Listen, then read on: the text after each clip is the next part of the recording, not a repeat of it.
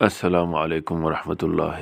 ابراہیم بن اسحاق کوتوال بغدادی کہتے ہیں کہ میں نے خواب میں دیکھا کہ حضرت رسول اللہ صلی اللہ علیہ وسلم فرما رہے ہیں کہ قاتل کو قید خانے سے رہا کر دو۔ بیدار ہونے پر میں نے دریافت کیا کہ قید خانے میں کیا کوئی ملزم قتل کا ہے۔ معلوم ہوا کہ ہے اور اس کو میرے سامنے پیش کیا گیا۔ میں نے اس سے احوال بیان کرنے کو کہا۔ اس نے کہا کہ میں اس گروہ سے ہوں جو ہر رات حرام کاریاں کیا کرتے ہیں۔ ایک بوڑھیا ہم نے مقرر کر رکھی تھی جو ہولیے بہانے اور دھوکے سے عورتوں کو ہمارے پاس لے آتی تھی۔ ایک روز نہایت ہی خوبصورت حسینہ لائی جس نے نہایت عاجزی سے کہا کہ میری عصمت کو داغدار نہ بناؤ، میں سیدانی ہوں۔ میرے نانا حضرت رسول اللہ صلی اللہ علیہ وسلم اور ماں حضرت فاطمہ الزہرا رضی اللہ تعالی عنہا ہیں، خدا کے واسطے مجھے پناہ دو۔ اس بڑھیا نے مجھے دھوکہ دیا ہے۔ میرے دل پر اس کے باتوں کا اثر ہوا، مگر میرے ساتھی بگڑ گئے اور کہنے لگے کہ تو ہم کو فریب دے رہا ہے، اس کو حاصل کرنا چاہتا ہے۔ میں انہیں بہت سمجھایا، مگر جب دیکھا کہ وہ اس حسینہ کی عزت و آبرو لوٹنے پر تلے بیٹھے ہیں تو میں نے ان کا مقابلہ کیا۔ چھری میرے ہاتھ میں تھی اور میں زخمی ہو گیا، لیکن اس شیطان کو جو اس حسینہ کی عصمت دری پر ادار کھائے بیٹھا تھا قتل کر ڈالا۔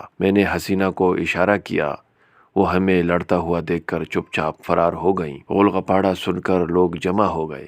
خون آلودہ چھری میرے ہاتھ میں اور ایک لاش دیکھ کر سپاہی مجھے گرفتار کر کے لے گئے۔ کوتوال نے یہ واقعہ سن کر ملزم سے کہا کہ خدا تعالیٰ اور رسول اللہ صلی اللہ علیہ وسلم کے راہ میں نے تجھ کو رہا کیا۔ اس کے بعد وہ ملزم جملہ افعال قبیحہ سے بھی تائب ہو گیا۔